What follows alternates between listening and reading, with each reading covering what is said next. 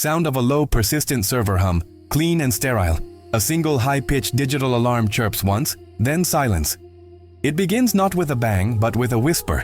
A single line of code executing in a darkened data center somewhere beneath the Thames.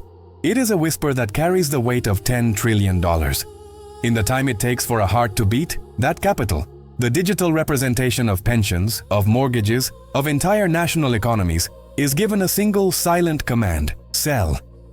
This is not a story about a market crash. It is a story about the moment the market ceases to exist.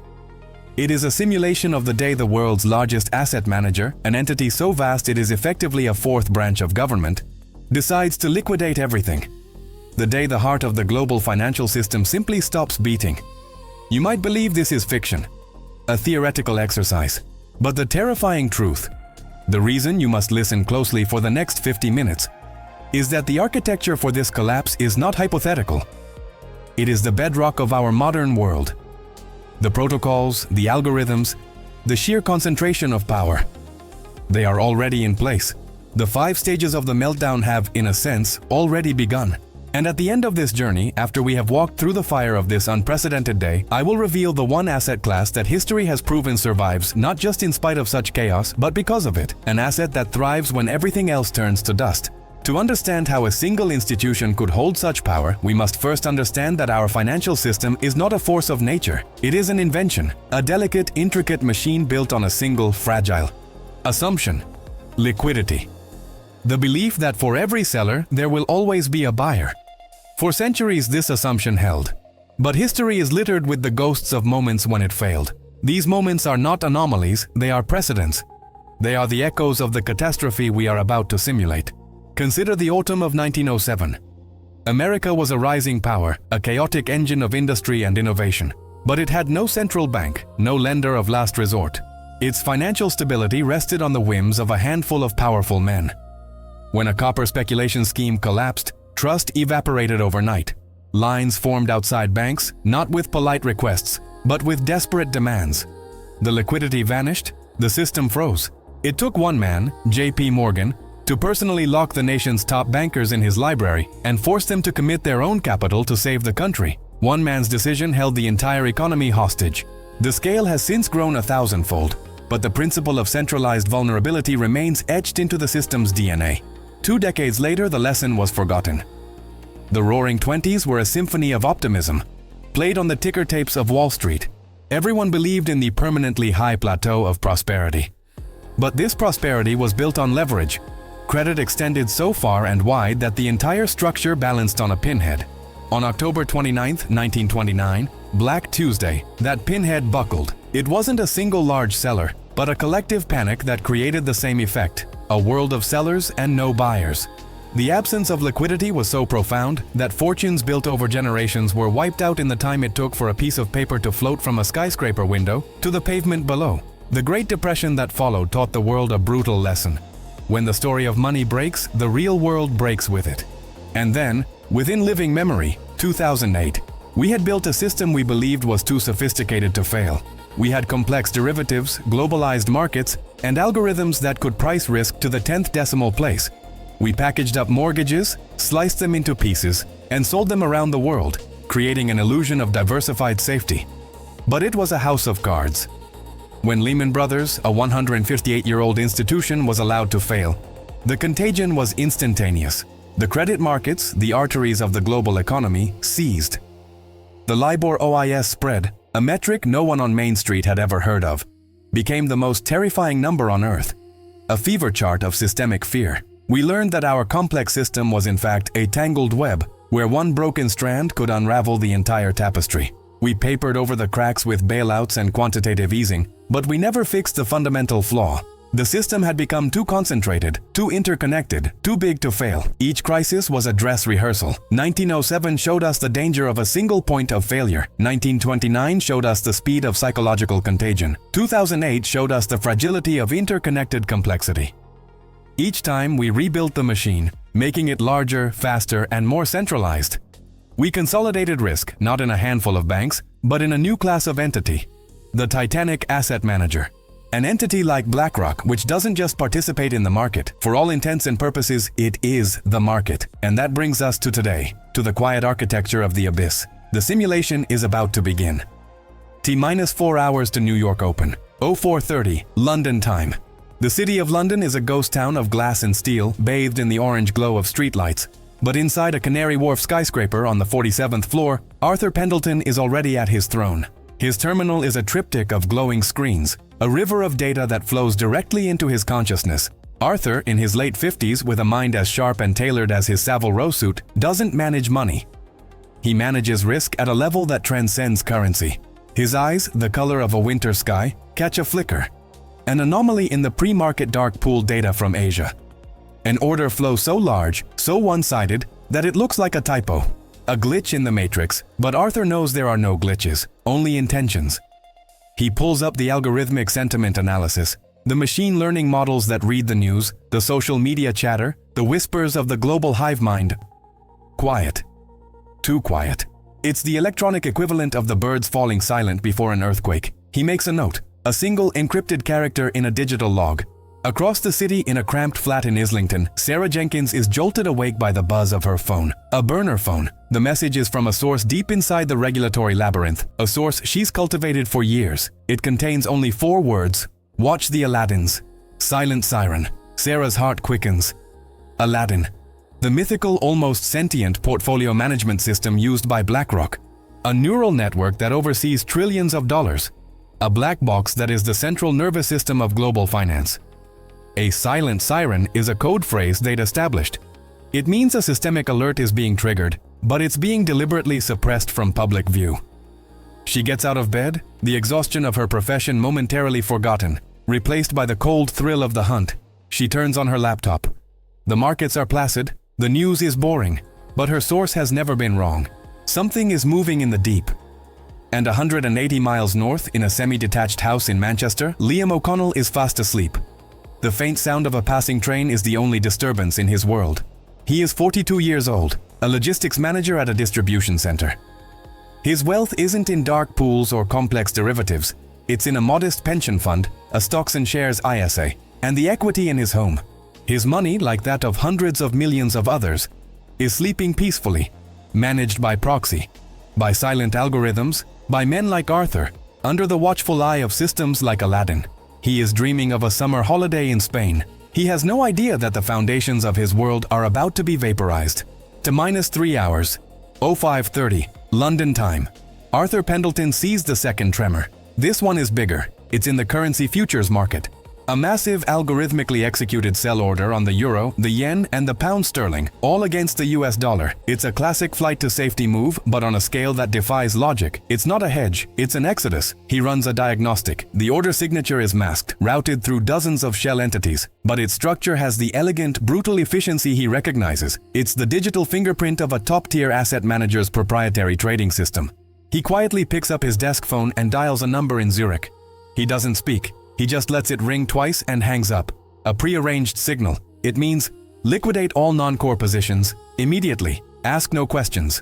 In her flat, Sarah Jenkins is cross-referencing trading regulations from 3 different continents. The phrase silent siren gnaws at her. It implies a regulatory failure, a system designed to warn of danger being muzzled. She's scanning chatter on encrypted forums used by institutional traders. She finds a thread. Anonymous posts filled with jargon. VIX futures are mispriced. Liquidity premium in the repo market is spiking. Someone's pulling collateral. It's gibberish to the outside world, but to Sarah, it's a language. They are all describing symptoms without naming the disease. She pieces it together. Someone isn't just selling assets.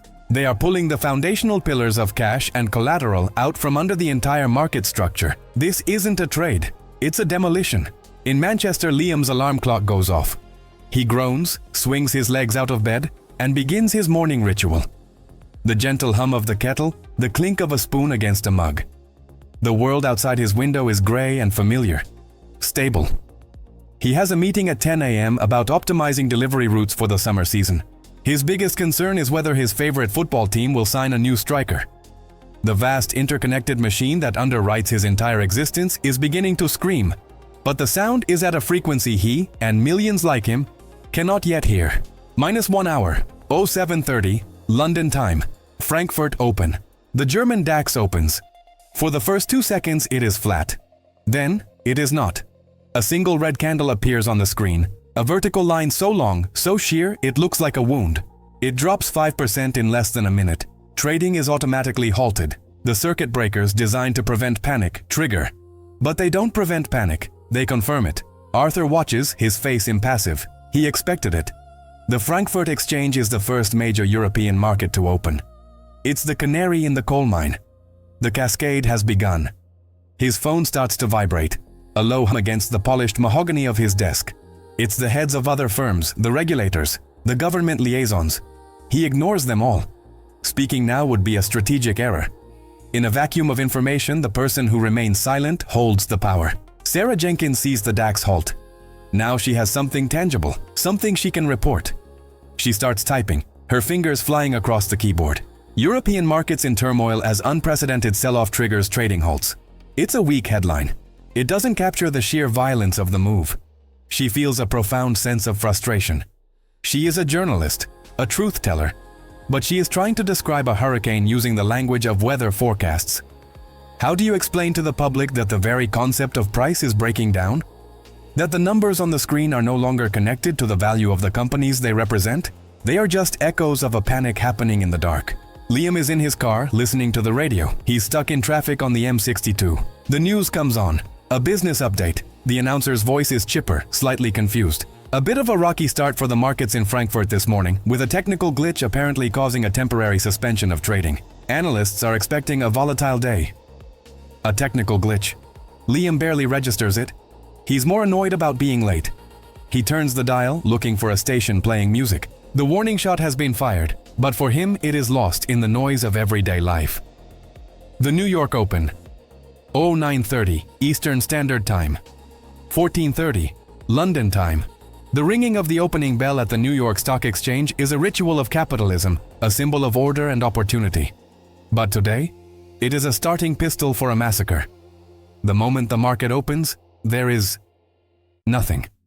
An absence. A void. Billions of dollars in sell orders, automated, pre-programmed, flood the system. But on the other side of the ledger, the buy orders have vanished. The high-frequency trading algorithms, the market makers that provide the constant hum of liquidity, are the first to go. Their programming has a simple self-preservation directive. When volatility exceeds predefined parameters, shut down. They do. In unison. Across the globe. It is the market equivalent of the laws of physics being suspended. An asset, any asset, is only worth what someone else is willing to pay for it. In this moment, no one is willing to pay anything. The Dow Jones Industrial Average doesn't fall. It ceases to be a meaningful number. The screens flicker, trying to calculate a value where none exists. Arthur Pendleton watches the abyss open on his screens. He feels a detached academic curiosity. He is witnessing the birth of a new economic paradigm. The models are all broken. The theories are all wrong. He sees the LIBOR OIS spread, the index of fear from 2008, gapping wider not by basis points but by whole percentages. The cost for banks to lend to each other is approaching infinity. The credit system, the foundation of all modern commerce, is having a massive, fatal coronary. Sarah Jenkins finally gets a confirmation from a second source. A terrified junior trader at a rival firm, breaking every confidentiality agreement he's ever signed. It's BlackRock, he stammers down the phone. They're not selling, they're exiting.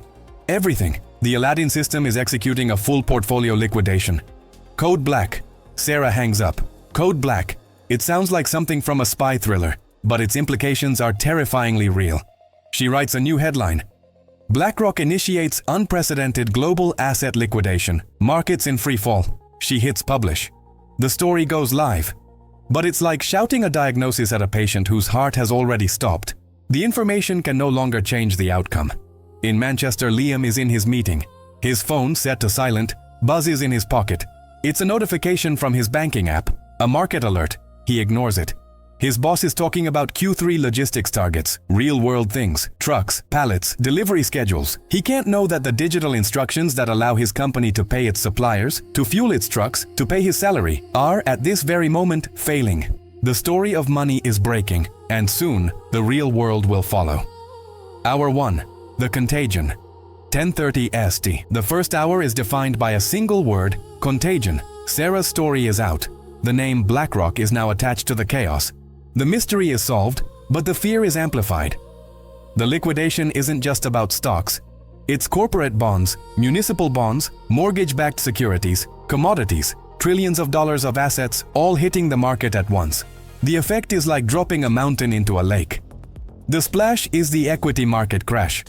The tsunami that radiates outwards is the collapse of the debt markets. Pension funds, which are legally required to hold a certain percentage of safe assets like high-grade corporate bonds, are suddenly insolvent. The value of their assets has fallen so far, so fast, that their liabilities, the pensions they have promised to people like Liam, now far exceed them. They are forced to sell their remaining assets to try and cover the gap, adding to the selling pressure. A death spiral begins.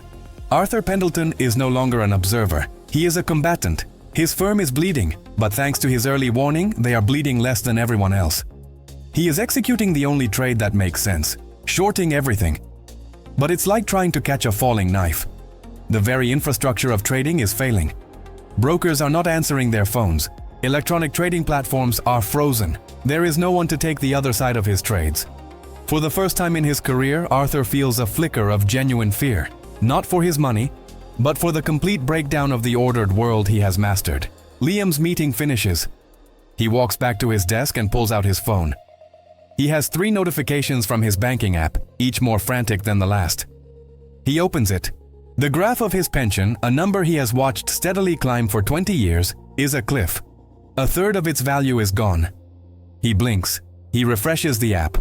The number drops again. And again. 30 years of saving. 30 years of prudent, sensible investing. It is being erased, minute by minute, by forces he cannot see and does not understand. A cold knot forms in his stomach. He stands up and walks towards his manager's office. "I need to go home," he says. His voice barely a whisper. Something's wrong. Hour 3, the human element, 12:30 ST. The crisis makes its jump from the virtual world to the real one. It begins with the ATMs. News of the market collapse is everywhere now. The phrase BlackRock liquidation is trending on every social media platform. A primal herd-like instinct kicks in, fear. And when people are afraid, they don't want digital promises, they want cash. Liam, after a frantic drive home, joins a queue at his local supermarket ATM. The line snakes around the corner. The mood is tense, quiet. People are staring at their phones, their faces pale. When he finally gets to the machine, he inserts his card. Withdrawal limit, $50.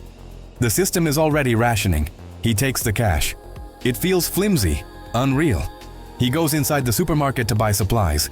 The shelves are already being stripped. Pasta, rice, tinned goods, bottled water. People are not panic buying. They are survival shopping. Sarah Jenkins is trying to get a statement from the government. The Prime Minister's office has issued a terse holding statement. "We are monitoring the situation and are in close contact with international partners." It is meaningless. She knows that behind the scenes there is chaos. The Chancellor is on a frantic call with the Governor of the Bank of England and the US Treasury Secretary. But what can they do? They can print money, but they can't print trust. They can bail out banks, but they can't bail out the entire market.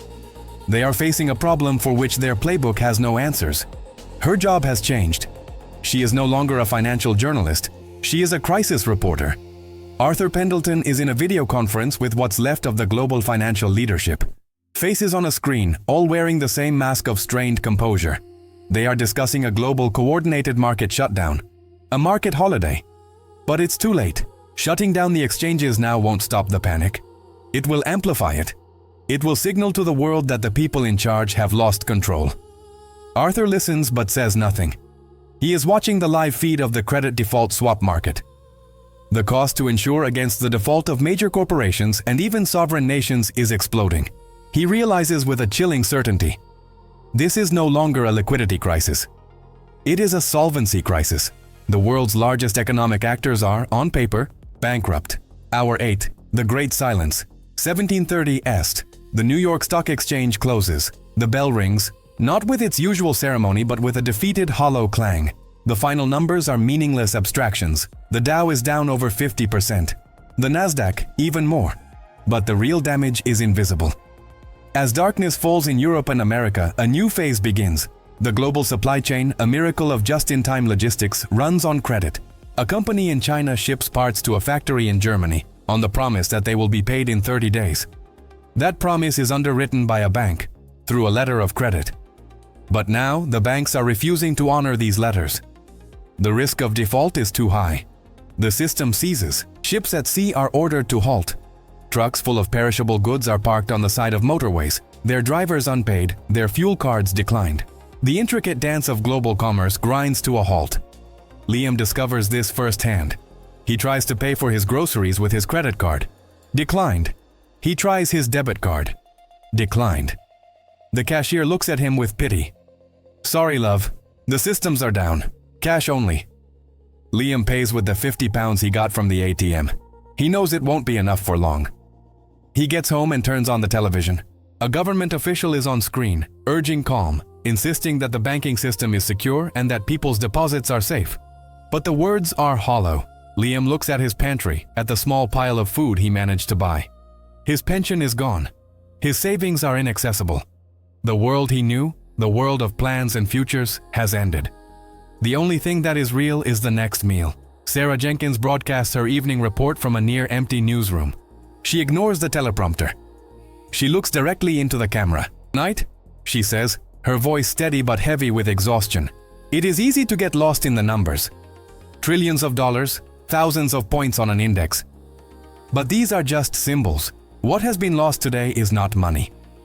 It is the story we told ourselves about money. The story that it is a reliable store of value. The story that our institutions are stable. The story that the future is predictable. That story is now over. And all of us must now learn to write a new one, together. In the dark, Arthur Pendleton stands by the window of his office, looking out at the lights of London. They seem dimmer tonight, less certain. His firm has survived. He has even profited from the chaos. But he feels no victory. He has spent his entire life playing a complex game, mastering its rules. Today, the board was smashed to pieces. He won the game only to find the prize was worthless. The numbers in his accounts are now just that. Numbers. They cannot buy food that isn't on the shelves. They cannot restore order to a world that has lost its faith. He looks at his reflection in the glass. A wealthy man in a world where wealth has lost its meaning. The dust settles. The dawn of the next day reveals a world transformed. The silence is the most unsettling part. The constant hum of commerce is gone. The market holiday is now indefinite. The banks are closed by government decree. The global financial system, the great engine of human activity for the last century, has been placed into a medically induced coma. But the world outside the trading floors continues. Liam emerges from his house into a neighborhood he barely recognizes. People are out on the streets, not rioting, but talking, sharing information. A neighbor has a generator. Another has a stockpile of bottled water. A local farmer drives into the city with a truck full of vegetables, trading them not for cash, which is now useless, but for batteries, for medicine, for a tank of petrol. A new economy is being born from the ashes of the old. An economy based not on credit or trust in distant institutions, but on community, on tangible goods, on human reputation. Liam, who yesterday was a logistics manager, is now a barterer, a negotiator, a survivor. He has lost his financial wealth, but he is rediscovering a different kind of value. Sarah continues to broadcast, but her reports have changed. She is no longer reporting on market data. She is sharing practical information, where to find clean water, how to form community watch groups, how to listen for official radio broadcasts. The journalist has become a public utility, a vital node in the network of a society trying to reboot itself. She has become the storyteller of a new tribe. And Arthur sits in his silent office.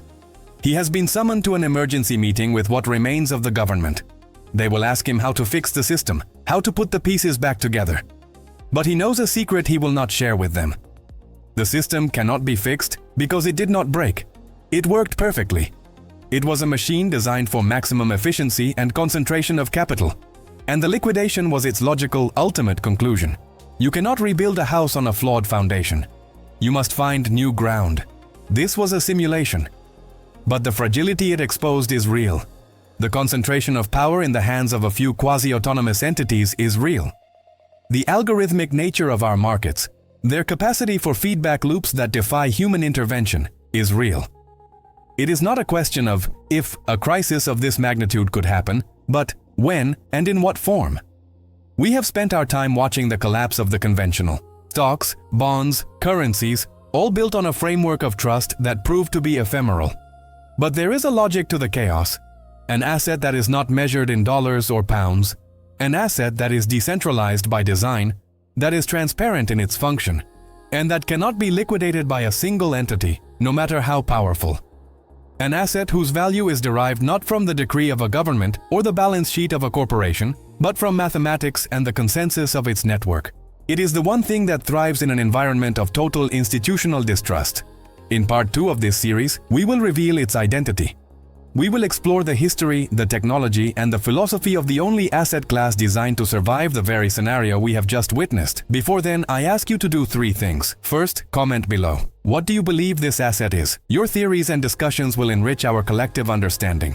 Second, subscribe to this channel and activate your notifications. The information in our next broadcast may be the most crucial you receive. And third, share this simulation. Because when the real tremors begin, the majority of people will be caught completely unaware. For them, it will already be too late.